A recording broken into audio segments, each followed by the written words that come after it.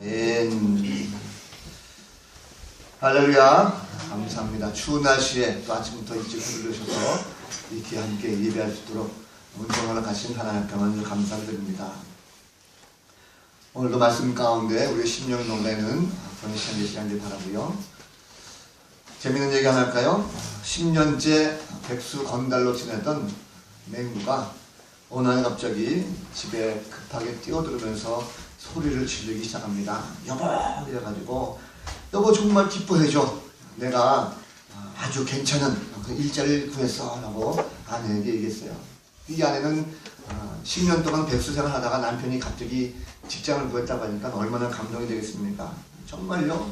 그럼 이제 우리 가족 굶지 않아도 되는 거죠? 라고 하면서 너무 감동이 되니까 눈물을 그냥 막 글썽했는 거예요. 그래서 남편에게 말하기를 여보 미안해요. 일자리에 구하러 다니는 줄도 모르고 너무나도 내가 당신을 바가지 긁었어요. 이렇게 얘기하니까 이 맹구라고 하는 남편이 아내의 어깨를 끌어안으면서 이렇게 말합니다. 당신이 정말 그렇게 기뻐하는 걸 보니까 내가 정말 좋네 하면서 그럼 당신 내일부터 출근할 수 있는 거지? 이렇게 얘기하더래요. 자, IQ가 120은 빨리 해야 되시고 무슨 뜻인지 아시겠습니까? 남편이 지금 구한 직장은 누구 직장입니까? 아내 직장이죠. 자기는 여전히 백수로 놀겠다 이런 뜻입니다. 그리고 사람이 말을 하더라도 이렇게 상대방의 말을 좀 이렇게 하면서 기분이 좋은 말이 있는가 하면 또 상대방의 말을 또 굉장히 좀 기분 나쁘게 하는 이런 말들도 있습니다. 사람이라고 하는 것이 인간이라는 것이 불완전하다 보니까 항상 말하면서도 그 말 때문에 평가가 되기도 하고 또 말 때문에 상대방을 평가하는 이런 모습들도 많이 있습니다. 그러나 우리가 믿는 주님은 안전하신 분이십니다. 그분의 말씀은 한치의 오차도 없고 또 그 말씀은 반드시 이루어지는 귀한 역사가 있다는 사실을 믿으시기 바랍니다. 성경에 나타나 있는 모든 주님의 말씀은 우리가 믿음으로 받아들이면 됩니다. 믿음으로 받아들이면서 그 말씀이 정말 나에게 꼭 이루어질 것이다 라고 하는 믿음을 가지고 나간다면 오늘도 말씀을 통해서 주님이 내게 주신 말씀, 이것은 허공을 치는 메아리가 아니라 바로 나를 향하신 하나님의 음성이다. 이것은 꼭 이루어진다라고 하는 믿음의 역사가 오늘 말씀을 통해서 이루는 귀한 시간 되시기를 간절히 축원합니다. 자, 성경은 누가복음 읽었는데 누가복음 4장의 출발점은 예수님께서 이제 광야에서 성령의 인도를 따라서 광야에서 사단의 시험을 받으시는 것을 시작됩니다. 그래서 이것을 통해서 주님의 나라가 이제 시작된다. 사역 준비를 다 마쳤다라고 할 수가 있습니다. 오늘 말씀은 14절부터 우리가 읽었는데 14절 말씀 보면 성령의 능력으로 갈릴리에 돌아가시는 일이다 보니까 예수님에 대한 소문이 온 사방에 다 퍼집니다. 특별히 예수님께서 회당 돌아다니시면서 말씀을 선포하다 보니까 그 많은 사람들이 어쩜 이렇게 지혜로울까? 은혜의 말씀이다라고 하면서 칭송을 굉장히 자세하게 하는 이런 모습이 있습니다. 16절 말씀 보니까 이제 갈릴리 지역에서 특별히 예수님께서 자라나신 곳 나사렛이라고 하는 동네, 고향이죠, 고향에 돌아가셔서 회당에서 많은 사람들에게 같이 예배드리는 그런 장면으로 시작이 되고 있습니다. 회당이라고 하는 것은 유대인들의 예배 장소입니다. 그래서 바벨론 포로 시절부터 이제 성전이 없어지다 보니까 회당 중심으로 모여서 예배하기도 하고 또 거기서 가르치기도 하고 교육한다는 것이죠. 또 함께 여러 가지 행사들을 많이 하는 하나의 회당 중심의 공동체로 만들어진 것을 볼 수가 있습니다. 당시에도 보면 예수님 당시에도 보면 유대인 공동체가 있는 어느 곳이든지 회당이 많이 있는 것을 보게 됩니다. 자, 하루에 3번씩 예배를 드렸다고 해요. 아침에, 점심에, 저녁 때 예배를 드리기도 하고 또 일주일에 한 번 안식일에는 모든 유대인이 다 모여서 안식일 예배 드리고 종교적인 절기라든지 혹시라도 무슨 집회나 훈련이 있으면 꼭 그 장소를 이용해서 말씀을 배웠다는 것을 볼 수가 있습니다. 자, 오늘도 보니까 이 회당이라는 곳에서 말씀을 함께 읽고 말씀을 선포하고 한마디로 말하면 회당이라는 것은 하나님의 말씀이 선포되는 것이죠. 오늘도 안식을 맞이해서 함께 말씀을 배우고 예배하는 그런 장면입니다. 자, 회당의 규례대로 성경을 읽게 되는데 그 차례가 예수님께 돌아왔어요. 그래서 그 두루마리 성경을 주고 있는 그 보관하는 사람이 예수님께 말씀을 딱 주는데 이사야 성경을 보고 있습니다. 예수님께서 그래서 그 말씀을 피고 있는데 그 핀 말씀이 바로 61장 말씀을 찾아서 읽었다는 거죠. 오늘 본문 18절과 19절 말씀인데 한번 볼까요? 18절 19절 말씀. 네. 우리 같이 한번 읽었으면 좋겠습니다. 18절 19절 말씀, 오늘 중요시 되는 말씀이니까 같이 한번.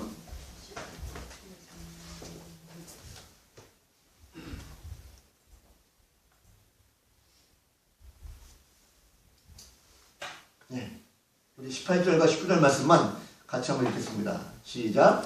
주의 성령이 내게 임하셨으니 이는 가난한 자에게 복음을 전하게 하시려고 내게 기름을 부으시고 나를 보내사 포로된 자에게 자유를, 눈먼 자에게 다시 보게 함을 전파하며 눌린 자를 자유롭게 하고 주의 은혜를 전파하게 하였다. 자, 이 말씀을 가만히 생각해보시고 없애지 말고 가만 좀 나눠보세요. 자, 이 말씀을 주님이 읽으시고 나서 보니까 책을 덮어서 맡은 자에게 다시 주시고 앉았습니다. 그때 많은 사람들이 주님을 볼 때 주목하여 보더라 했습니다. 말씀을 읽는 것이 예사롭지 않았죠. 자, 그런데 21절 말씀 보니까 이에 예수께서 그들에게 말씀하시되 이 글이 오늘 너희 귀에 응하였다라고 말씀하셨습니다. 자, 이 말씀이 굉장히 중요한 말씀입니다. 이 말씀, 이 글이 오늘 너희들의 귀에 응하였다. 이것은 구약의 선지자 이사야의 말씀, 그 말씀이 예언되었었는데 이 말씀이 지금 이 순간 너희들이 있는 이 자리에서 이것이 이루어졌다는 뜻입니다. 좀 더 쉽게 말하면 이사야 선지자의 그 말씀이 이제 지금 이루어졌는데 그 말씀에 기록된 메시아, 그것이 바로 예수 주님 당신이다라는 것을 표현하는 말입니다. 이 말씀을 들었을 때에 사람들이 수근수근되기 시작합니다. 왜 그럴까요? 우리가 성경을 쭉 보면 알겠지만 아까도 배경 설명 드렸지만 예수님께서는 지금 어디에 가셨냐면 갈릴리라고 하는 지역에서 특별히 예수님께서 자라나신 곳 나사렛이라고 하는 동네에 회당에 들어가서 말씀을 보고 있는 상태입니다. 자, 그런데 회당에서 말씀을 보고 있는데 거기서 이사야 선지자의 예언된 말씀이 바로 나다라고 하니까 이거는 말도 안 되는 얘기죠. 왜냐면 여러분 예수라는 인물이 어떤 인물입니까? 나사렛이라고 하는 동네는 예수가 어렸을 때부터 자라온 동네이기 때문에 그 예수가 누구인지 그 동네 사람들은 다 알았습니다. 요셉, 목수의 아들이죠. 목수의 아들 예수였고 어렸을 때부터 자라온 환경을 잘 봤습니다. 특히 어른들이 보면 아, 쟤는 예수야 하고 이미 다 알고 있었어요. 예를 들면 우리 교회 지금 세이가 있는데 세이가 태어나서부터 잘 자라고 있습니다. 근데 어느 날 이 아이가 자라가지고 잠시 어디 나갔다가 어느 날 갑자기 청년이 돼가지고 돌아왔는데 우리 교회 와가지고 내가 성경에 나타나 있는 선지자입니다 라고 말하면 여러분 다 믿겠습니까? 다 웃죠. 아니 제가 지금 뭐 잘못 먹었나? 이거 말도 안 되는 소리다 라고 하지 않겠습니까? 특별히 여기 이사야 선지자의 말씀은요 이스라엘 백성들에게 희망을 준 메시지입니다. 이스라엘 백성들이 바벨론 포로를 끌려갔을 때 그들이 참을 수 있었던 것은 이사야 선지자의 말씀 보면 너희가 반드시 회복되어져 가지고 돌아갈 것이다. 해방될 날이 있을 것이다 라고 하는 희망의 메시지가 그 가운데 담겨져 있었습니다. 여기 자유라는 것은 이스라엘 백성들이 정치적으로, 경제적으로, 문화적으로, 종교적으로 모든 것을 완전하게 회복되어져 가지고 더 이상의 아픔이나 걱정 의심 없이 완전 그리스도의 왕국이 이루어질 것이다 라고 하는 약속의 말씀입니다. 그 소망을 가지고 있었기 때문에 이사야 선지자의 말씀은 누구보다도 굉장히 깊게 생각했어요. 그래서 지금 이 시대에 로마가 압제를 하고 있을 때도 그 당시에도 마음속에는 소망이 있었습니다. 왜 그렇습니까? 이 말씀을 늘 묵상하고 읽다 보니까 그래 메시아가 곧 올 거야. 메시아가 오면 우리는 해방될 것이고 자유를 얻을 것이야 라고 하는 그런 소망이 있었다는 거죠. 앞서 세례요한이 이제 메시아가 곧 올 것이다 라고 하는 그 말씀을 듣고 많은 유대인들이 기대감을 가지고 있었습니다. 항상 메시아가 올 것이다 라고 하는 그런 기대감을 갖고 있었는데 어느 날 갑자기 회당 안에서 우리 동네에 자란 그 꼬마가 청년이 돼가지고 돌아와가지고 말씀을 읽으면서 여기 예언되어 있는 그 말씀의 주인공이 바로 나다. 이것이 바로 이루어졌다 라고 하니까 이걸 한마디로 말하면 죽이는 거죠. 말도 안 되는 소리 아니겠습니까? 여러분 우리가 생각해보면 인간들 항상 보면 자신들의 생각대로 메시아가 온다라고 하는 이런 경우 참 많습니다. 근데 항상 보면 하나님의 방법은 우리가 감히 상상할 수 없는 정말 신비스러운 방법으로 만들어가는 걸 볼 수가 있습니다. 인간의 생각이 아니라 하나님의 방법대로 메시아를 보내서 말씀을 이루신 것을 보게 됩니다. 자, 그런데 주님의 말씀은 우리가 익히 알다시피 우리가 메시아를 고백하는 이 예수 그리스도께서 오늘 너희가 들은 이 자리에서 이 말씀대로 이루어졌다라고 말씀하고 있습니다. 예수님 통해서 이루어진 이 말씀은요 오래전부터 예언된 것이죠. 유대인들이 감히 알 수 없었고 볼 수 없었던 그런 이야기입니다. 그런데 그것이 이루어졌다는 것이에요. 이 말씀은 우리에게 상당히 좀 중요한 의미가 있습니다. 왜냐하면 과거 이스라엘 때에 예수님께서 말씀하셨던 이 말씀이 곧 이루어졌다는 것은요, 어제나 오늘이나 동일하신 주님의 은혜가 우리 가운데 있다는 사실입니다. 다시 말하면 우리는 우리가 말씀을 들었을 때에 그 말씀을 듣는 우리는 성경을 그저 2000년, 3000년에 오래전에 있었던 하나의 역사 이야기가 아니라 그 말씀을 오늘 우리가 읽었을 때에 그 말씀을 읽는 우리 스스로도 말씀을 통해서 이 말씀은 오늘날 지금 이 순간 내게 이루어지고 있다는 사실을 믿으시기 바랍니다. 역사가 아니라 이 시간 내가 정말 간절한 마음을 가지고 주 앞에 기도하고 나왔으니 오늘도 선포되는 말씀이 내게 주어진 말씀이고 그 말씀대로 반드시 이루어질 줄로 믿습니다라고 한다면 이 역사가 이루어지는 사실입니다. 감히 알 수가 없습니다. 볼 수가 없습니다. 정말 어떻게 이런 일들이 있을까 하고 하지만 그러나 우리가 기대하고 기도하면서 준비하고 그것을 맞이한다고 하면 그때에 우리에게 적합한 말씀이 내게 이루어지는 사실이죠. 특별히 21절 말씀을 다시 한번 보시기 바랍니다. 이 글이 너희 귀에 응하였다라고 했습니다. 이 글이 너희에게 응하였다는 것은 오늘 지금 이 순간에 우리들의 귀에 응했다는 거죠. 주님의 말씀이 우리 가운데 임했다는 것은 어떤 의미가 있을까요? 주님 오늘 말씀 보니까 주님의 오시는 예언대로 다 이루어졌습니다. 이사야 선지자의 예언 말씀, 그 예언된 말씀이 이 땅에 다 이루어졌는데 그 예언된 말씀대로 이 땅에 오셔서 그의 뜻을 다 이루셨어요. 특별히 말씀 보니까 주님은 가난한 자들에게 복음을 전하셨다 했습니다. 여러분 한번 생각해 보십시오. 우리는 정말 가난한 자인가 부유한 자인가? 우리는 아마 돈을 가지고 있으면 나는 부유하다라고 생각할 것입니다. 내가 명예가 있고 권세가 있고 지위가 있고 그러니까 나는 얼마든지 나는 부유하다라고 생각할 수가 있어요. 그러나 그것이 진정으로 부유한 것인가 라는 것입니다. 당시에 예수님께서 오셔서 부유한 자들에게 말씀을 선포하셨어도 그 말씀을 듣지 못하고 깨닫지 못한 자들이 바로 부유한 자들이었었고 권력을 가진 자들이었습니다. 가난한 자들만이 주의 말씀을 들었고 그것을 깨달을 수가 있었어요. 자, 그럼 우리가 오늘날 하나님의 말씀을 듣고 깨닫지 못한다고 하면 우리도 부유한 자가 아닌가? 그런데 주님이 원하시는 것은 바로 가난한 자들에게 복음을 전하셨다는 사실입니다. 주님이 원하시는 가난한 자는 무엇입니까? 주님이 알고 있는 가난한 자라는 것은 하나님을 알지 못하는 자들이 바로 가난한 자들입니다. 하나님을 아는 자들이 정말 신실한 하나님의 일꾼들이죠. 그래서 하나님을 알지 못하는 자들이 심령이 가난한 자들입니다. 주님께서 가난한 자라는 것은 우리의 심령이 가난해서 하나님을 알길 원하는 마음, 이것이 바로 심령이 가난한 자라는 거죠. 하나님을 알지 못하면 아무리 돈이 많고 명예가 많이 있고 지식이 많고 한다 할지라도 그것은 결코 부유한 것이 아닙니다. 우리의 마음속에 진정한 가난한 자라고 하는 것은 내가 알고 있는 모든 세상적인 것을 다 벗어버리고 오직 하나님 말씀이 내 안에 임하게 됐기에 진정으로 가난한 자로서의 고백이 있다는 사실이죠. 사도 바울은 말했습니다. 자신이 가지고 있었던 모든 세상적인 지식과 명예와 권력을 예수님을 아는 그 지식을 가질 때에 이 모든 것을 다 세상의 배설물과 같이 여겼다라고 그는 고백하고 있습니다. 우리가 정말 하나님을 믿는 심령이라고 한다면 그 주님의 복음이 선포될 때에 내가 받아들일 수 있는 마음이 있다고 한다면 내 심령이 가난해지는 것이고 그 가난한 가운데에 바로 주님을 만날 때에 지비로서 진정한 부자가 된다는 사실을 믿으시기 바랍니다. 주님은 또 말씀하셨죠. 오늘 보니까 주님은 포로된 자에게 자유를 주셨다라고 말씀하고 있습니다. 포로는 무엇입니까? 포로는 자유가 없죠. 꽁꽁 묶여있는 상태입니다. 몸은 가지고 있지만 스스로 갇혀서 아무것도 할 수가 없어요. 우리는 세상 살면서 포로된 자입니까? 아니면 자유로움입니까? 많은 사람들이 우리는 난 떵떵거리고 사니까 내가 하고 싶은 거 하고 먹고 싶은 거 먹고 보고 싶은 거 보고 다 하니까 난 자유인이다 라고 생각할 수가 있습니다. 그런데 정말 나는 자유인인가 라는 것을 한번 깊이 생각해 보시면 어느 순간에 내 자신이 자유인이라고 느끼고 살았지만 영적으로 보면 굉장히 내 자신이 둔감하고 또 여러 가지 어리석은 것을 많이 찾아볼 수가 있습니다. 하나님 말씀을 듣지 못하니까 나는 자유인이다 라고 생각하지만 말씀을 들으면서 나의 심령을 살펴보면 내 안에 여전히 머물고 있는 많은 마음들이 있습니다. 정욕에 물들이는 마음과 탐욕스러운 마음, 인간적인 자랑과 교만, 이런 모든 것들이 내 마음속에 자리 잡고 있다 보니까 나 자신도 모르게 이런 것에 대해서 포로로 우리는 끌려가고 있는 것이 아닌가. 마귀는 늘 우리를 이런 죄악 가운데 꽁꽁 묶고 있습니다. 그래서 우리는 내 자신이 하나님 앞에 기도하고 말씀이 내 귀에 들릴 때 비로소 내 자신이 자유의 몸이 아니라 이런 모든 것에서 꽁꽁 묶여있는 바로 포로와 같은 우리의 모습을 찾아볼 수가 있다는 사실이죠.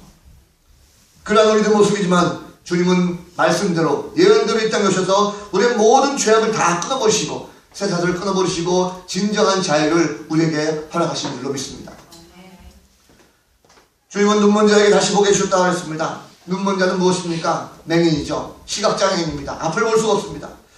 우리 중에 누군가 눈먼 자입니까? 물어보면 아마 다들 무슨 말씀하시나 또 그럴 거예요. 다 보고 느끼고 경험하지 않습니까?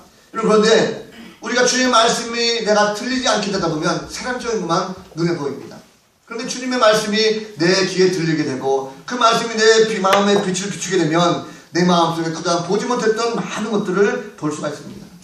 내 귀가 주의 말씀을 듣게 될 때에 스스로 내 마음속에 그 모든 말씀이 비추게 되면 내 마음이 얼마나 어둠 속에서 헤매고 있는가라는 것을 다시 한번 깨닫는다는 거죠.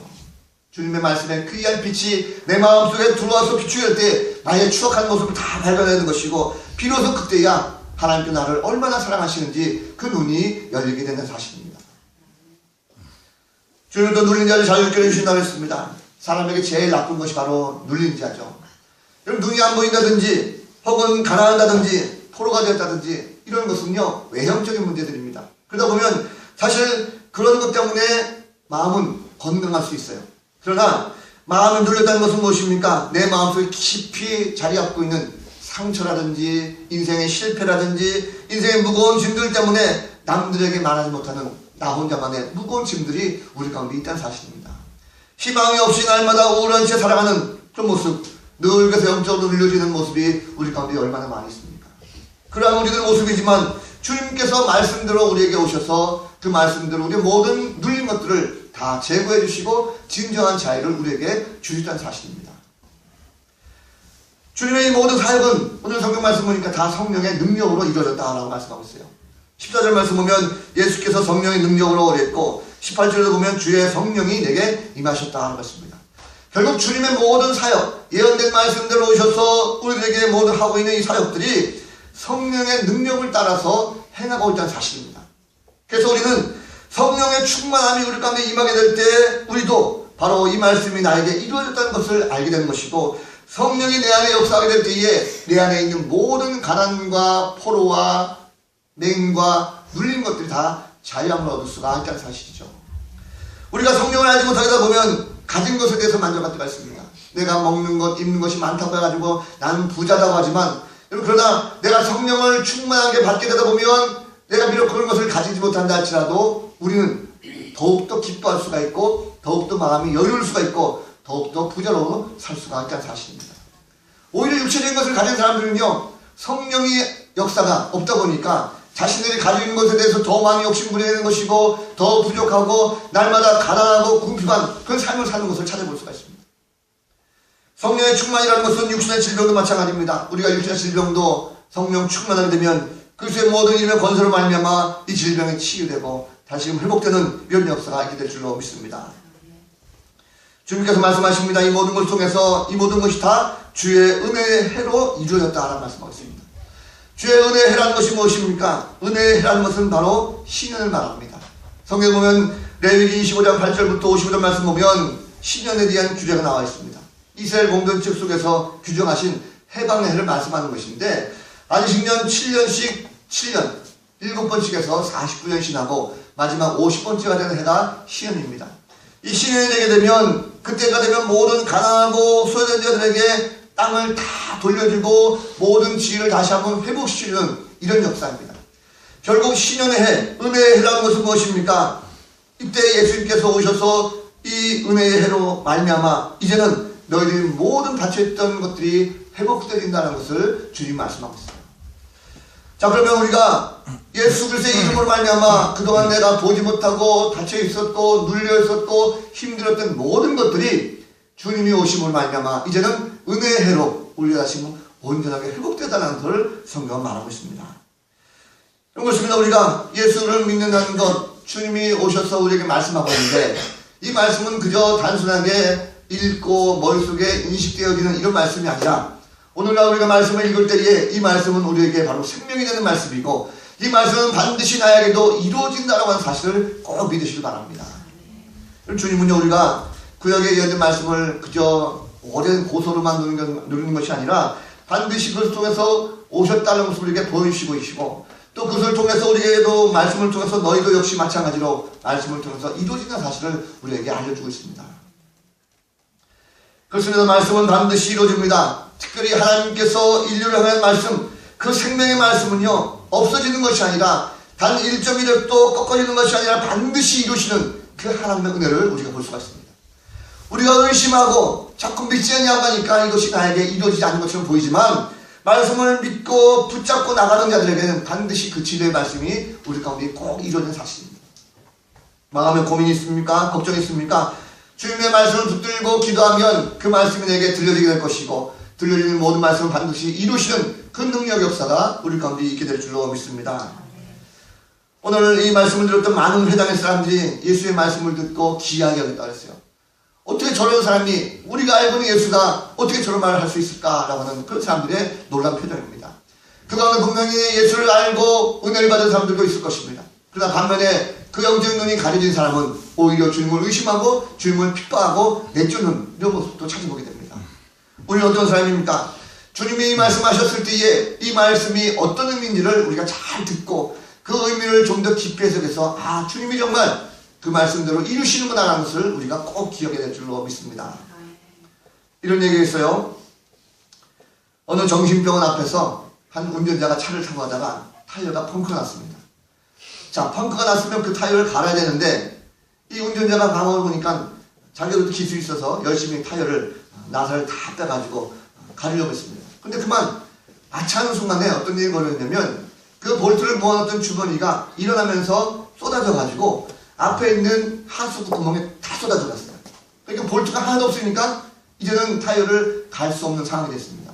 그 난감해졌죠. 어떡하나 이러고 있는데 마침 근데 앞에 있는 그 정신병원 병동에 창문 하나가 열리더니 정신병자 하나가 이렇게 내려다보고 있었대요.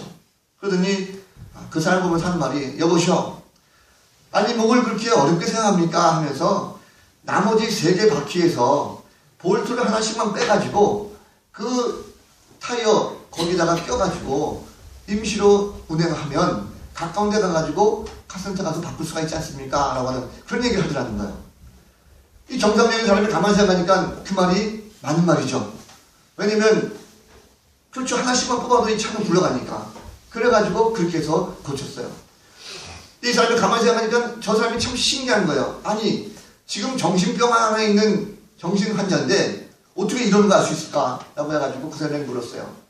아니 내가 보니까 당신은 똑똑한 사람인데 왜 거기 병실에 앉아있습니까? 라고 물었어요. 그랬더니 이 정신병자 하는 말이 내가 여기 온 것은 미쳤기 때문에 온 거지 내가 멍청하기 때문에 온 것은 아니다 라고 이렇게 얘기했다는 것입니다.